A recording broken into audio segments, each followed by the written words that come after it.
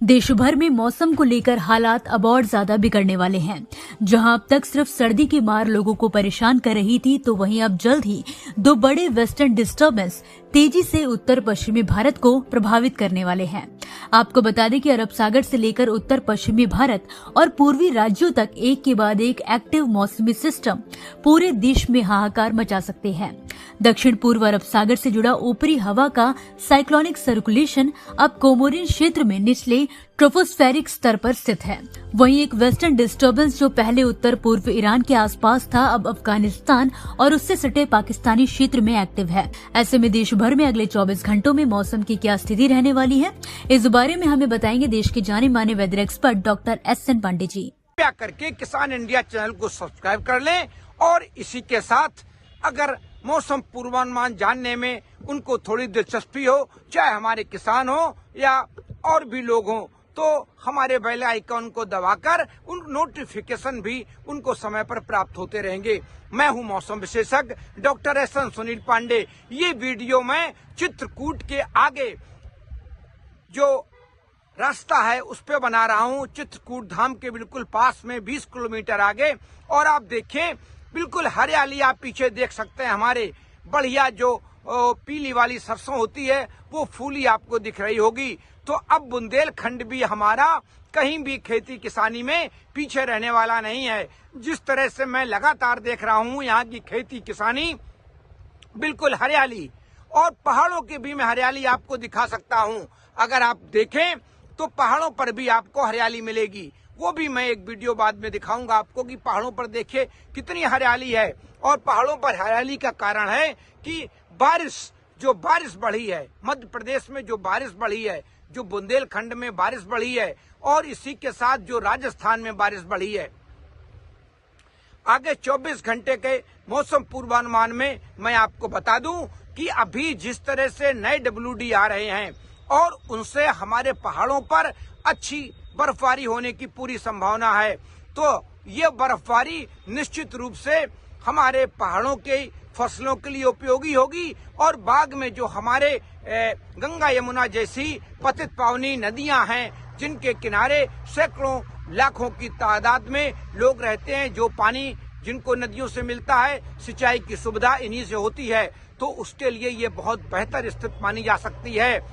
उसी के साथ पंजाब, हरियाणा, राजस्थान और पश्चिमी उत्तर प्रदेश तक भी मौसम बदलने की संभावना है। आपको बता दें कि 19 और 21 जनवरी 2026 की रात को दो और वेस्टर्न डिस्टर्बेंस तेजी से उत्तर पश्चिमी भारत को प्रभावित करने वाले हैं। इन सभी सिस्टम्स के असर से जम्मू कश्मीर, लद्दाख, मुजफ्फराबाद और हिमाचल प्रदेश में 18 से 22 जनवरी के बीच हल्की से मध्यम बारिश और बर्फबारी होने की संभावना है। 23 जनवरी को इन इलाकों में बारिश और बर्फबारी के साथ कुछ स्थानों पर भारी गिरावट हो सकती है। उत्तराखंड में 18 जनवरी को हल्की से मध्यम बारिश और बर्फबारी होगी, जबकि 21 से 23 जनवरी के बीच हालात और ज्यादा गंभीर हो सकते हैं। पंजाब, हरियाणा, चंडीगढ़, पश्चिमी उत्तर प्रदेश में 22 और 23 जनवरी को बारिश की संभावना है।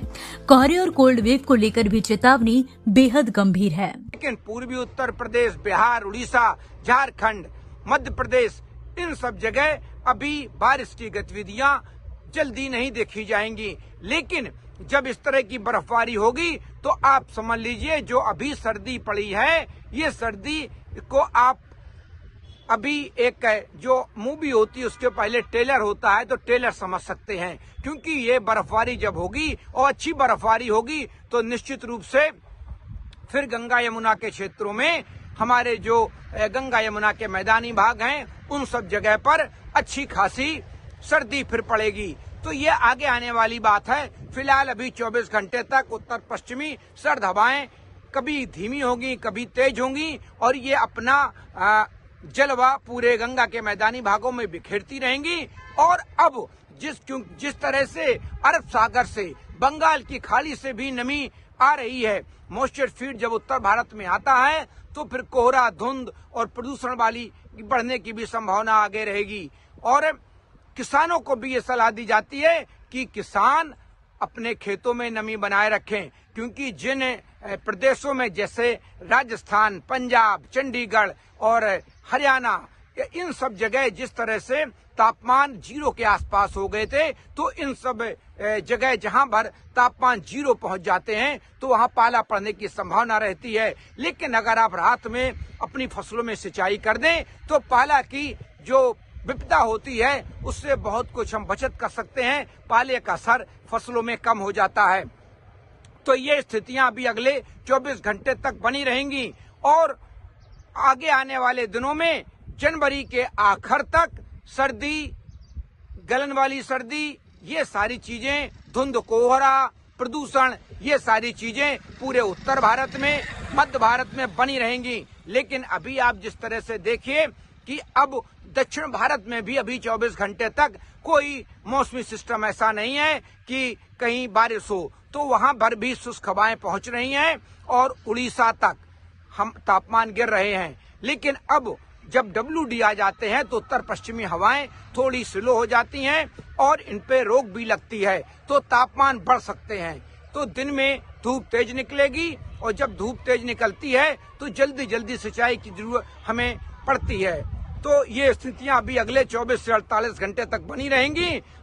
सर का पसीना जब माथे को आता है वो किसान है जो अपने दम पर फसल को उगाता है।